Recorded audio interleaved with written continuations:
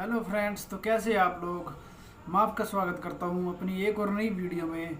मैं आपको प्रभु यीशु मसीह के नाम में स्वागत करता हूं मेरी नई वीडियो में। और आप सबको मेरी तरफ से जय मसीह की। आज मैं आपके साथ परमेश्वर का जो वचन शेयर करने वाला हूं, उसका मोटिव है कि मरने के बाद आपके साथ क्या होगा और आपको क्या करना चाहिए।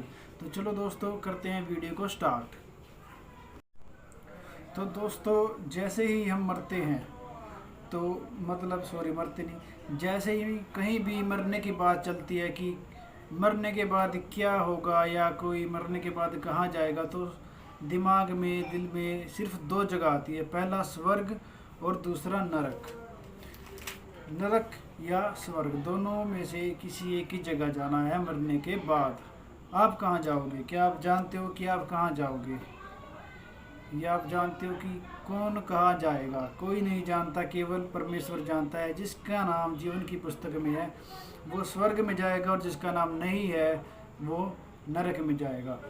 यहाँ पर मैं आपके लिए एक वचन पढ़ता हूँ आपको अच्छी तरह समझाने के लिए।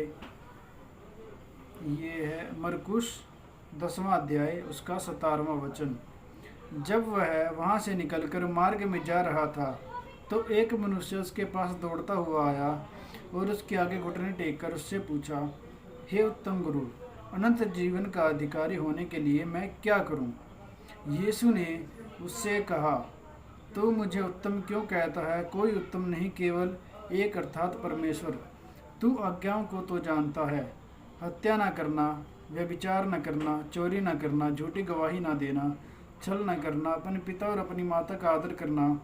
उसने उससे कहा, हे गुरु, इन सब को मैं लड़कपन से मानता आया हूँ। यीशु ने उस पर दृष्टि करके उससे प्रेम किया और उससे कहा, तुझ में एक बात की घटी है।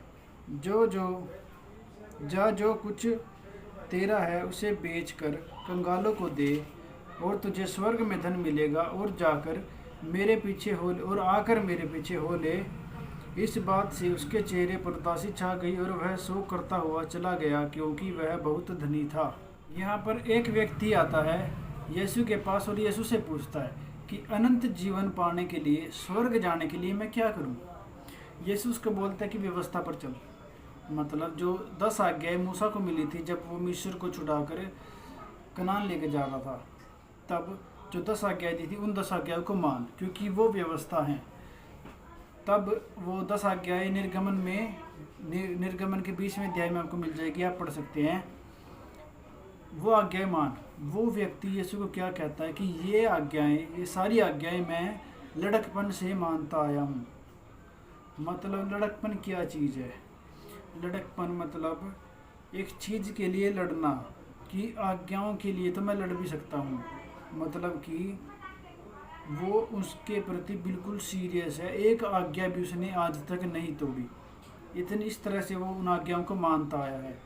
फिर भी यीशु कहता है कि तुझ में एक बात की कमी है। जो कुछ तेरे पास है वो सब कुछ इसके बीच। जब वो कहता है कि मैं इस बात को मानता हूँ, तो यीशु उससे प्रेम करता है। मतलब जब आप परमेश्वर की आज्ञाओं को मानते हो तो यीशु आपसे प्रेम करता है। फिर भी यीशु कहता है कि तुझ में अभी भी एक चीज़ की कमी है। क्या कमी है? जो कुछ तेरे पास है, जो भी कुछ तेरे पास, सब कुछ बेच के कंगालों में बांट दे, तुझे स्वर्ग में धन मिलेगा, और मेरे पीछे हो ले। अब कई लोग यहाँ पर गलतफहमी में फंस जाते हैं। क्या सोचते हैं कि अगर हमको स्वर्ग जाना है, अनंत जीवन पाना है, तो अपना सब कुछ बेच के कंगालों में बांटना पड़ेगा। ऐसा नहीं है। मेन चीज़ यहाँ पर क्या है? मेन चीज़ है उसका लालच। अगर आप ये वचन पूरा पढ़ोगे, मरकुस उसका 10वां अध्याय और 17वां वचन अगर आप पढ़ोगे तो आपको पता लग जाएगा। यीशु ने यहाँ पर आज्ञाएं दी भी हैं कुछ जो वो मानता है। यहाँ पर लालच नहीं है, पढ़ लेना ध्यान से। लालच नहीं लिखा, यीशु मसीह ने लालच का जिक्र भी नहीं किया, क्योंकि उसके अंदर लालच था। इसीलिए वो उदास हो गया, क्योंकि वो धनी था, उसको अपना धन का लालच हो गया। वचन कहता है ना, जहाँ तेरा धन वहाँ तेरा मन। कोई इंसान 2 स्वामियों का दास नहीं हो सकता, केवल एक का। या तो परमेश्वर का होगा या तो धन का होगा। चॉइस आपकी है, आप किसको अपना स्वामी बनाना चाहते हो, परमेश्वर को या धन को। धन से आप इस जगत में, इस दुनिया में कुछ भी खरीद सकते हो, परंतु मरने के बाद वो धन किस काम का होगा। मरने के बाद आपको स्वर्ग जाना है या नरक जाना है, ये चीज़ सिर्फ परमेश्वर डिसाइड करेगा। अब आप देख लो, आपको किसको अपना स्वामी मानना है, धन को या परमेश्वर को। उस व्यक्ति ने धन को मान लिया और वो उदास होकर घर चला गया।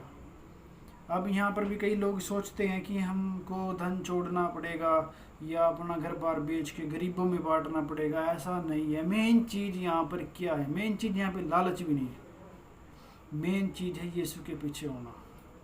यीशु उसको क्या कहता है कि बेच दे बस हो गया? नहीं ना।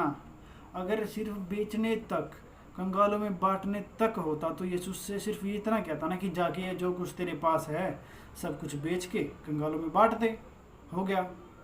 नहीं, यीशु क्या कहता है? आकर मेरे पीछे हो ले। मेन चीज़ है यीशु के पीछे होना, तभी आप स्वर्ग जा सकते हो। कंगालों में बांटना ये चीज़ होगी कि आप अपने पास से धर्म करने की कोशिश कर रहे हो। ये चीज़ मैंने पहले भी एक वीडियो में बताई है कि कर्म करने से आप कभी धर्मी नहीं बन सकते। केवल यीशु के नाम से, केवल यीशु के लव से आप धर्मी बन सकते हैं। व्यवस्था पर चल के आप धर्मी नहीं बन सकते। वो चीज़ यहाँ पर प्रूफ हो चुकी है, क्योंकि व्यवस्था पर तो वो चलता आया है। और अगर व्यवस्था पर चलने से वो धर्मी बन जाता तो उसको और कुछ करने की जरूरत ही नहीं थी, वो स्वर्ग चला जाता मरने के बाद, है ना। यीशु ने क्या बोला कि मेरे पीछे हो ले, क्योंकि यीशु मसीह आ चुका है। जब तक यीशु नहीं आया था, जब तक यीशु की मृत्यु क्रूस पर नहीं हुई थी, तब तक व्यवस्था थी। परंतु यीशु मसीह की क्रूस पर मृत्यु के द्वारा व्यवस्था पूरी हो गई और अनुग्रह आ गया। अनुग्रह और व्यवस्था दोनों क्या चीज़ है? ये चीज़ मैंने पहले एक वीडियो में बताई हुई है। वीडियो का मोटिव था फेथ वर्सेस कर्म, विश्वास वर्सेस कर्म। उस वीडियो का लिंक मैं डिस्क्रिप्शन में दे दूंगा, आप ज़रूर चेक कर लेना, आपको पता लग जाएगा कि क्या चीज़ है। उसमें मैंने बताया था व्यवस्था पर चलना मतलब आप परमेश्वर के लिए कुछ कर रहे हो, और अनुग्रह में चलना मतलब परमेश्वर आपके लिए कुछ कर रहा है, क्योंकि परमेश्वर आपको इस्तेमाल कर रहा है। अगर आप व्यवस्था पर चल रहे हो तो आप व्यवस्था को यूज़ कर रहे हो ना।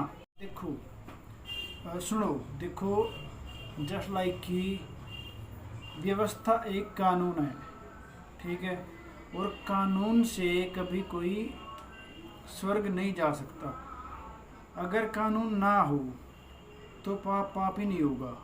इसलिए व्यवस्था आई थी ताकि लोग सुधरें, पाप ना करें। व्यवस्था स्वर्ग ले जाने के लिए नहीं है, व्यवस्था पाप घटाने के लिए, पाप खत्म करने के लिए, ताकि लोग व्यवस्था का पालन करें और पाप ना करें। व्यवस्था में है हत्या ना करना, हत्या करना एक पाप है, ठीक है। पाप से छुटकारा पाने के लिए व्यवस्था है, क्योंकि देखो रोड पे, ये चंडीगढ़ में रहता हूँ। चंडीगढ़ में मोटरसाइकिल की 45 लिमिट है और कार की 60 लिमिट है स्पीड की। अगर वो क्योंकि वो लिमिट है, वो कानून है, इसलिए अगर कोई 45 से ऊपर चलाता है तो वो जुर्म करता है, ठीक है, वो रूल्स ब्रेक कर रहा है तो उसका चालान कटना बनता है। अगर यहाँ पर वो रूल हो ही ना, स्पीड लिमिट का रूल हो ही ना, तो लोग तो जितनी मर्जी तेज चलाएंगे, वो तो फिर पाप नहीं हुआ, वो तो फिर रूल ब्रेक नहीं हुआ, है ना। तो इसीलिए व्यवस्था है कि हत्या ना करना, व्यवस्था में है। इसलिए ये कानून है कि हत्या मत करना, ताकि कोई किसी को ना मारे। इसलिए ये है। अगर ये ना हो तो कोई भी किसी को भी मार दे, वो तो पापी बना ही नहीं, है ना। हत्या इसलिए, व्यवस्था इसलिए है ताकि पाप और ना हो, ताकि पाप और ना बढ़े, पाप कम हो, ताकि लोग एक दूसरे को ना मारे, एक दूसरे के प्रति लालच ना करें, एक दूसरे की चीज़ का, एक दूसरे के प्रति विरोध ना रखें, क्रोध ना रखें। इसलिए व्यवस्था है। स्वर्ग ले जाने के लिए यीशु मसीह है। यीशु ने उस व्यक्ति को बोला, जबकि वो व्यक्ति तो व्यवस्था पर चलता था, ठीक है।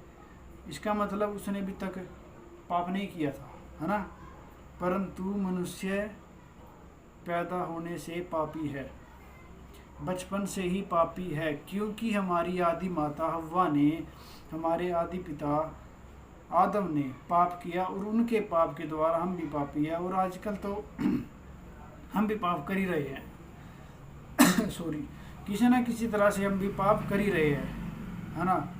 उन पापों को जो देखो, व्यवस्था तो इसलिए है ना कि लोग पाप ना करें, पाप को क्षमा करने के लिए नहीं है, पाप करने से रोकने के लिए। तो पाप क्षमा कैसे होंगे जो हमने कर दिए? उनके लिए यीशु है, क्योंकि व्यवस्था है कि हम पाप और ज़्यादा ना करें, ठीक है, और ज़्यादा ना करें। पाप क्षमा तो नहीं करती ना व्यवस्था। पाप क्षमा करने के लिए पहले के ज़माने में बलि चढ़ाई जाती थी, और उससे जो उस जानवर का लहू बहाया जाता था, उससे जस्ट लाइक देख लो, ये कैमरा है जिसके सामने मैं बोल रहा हूँ, परमेश्वर है, ठीक है।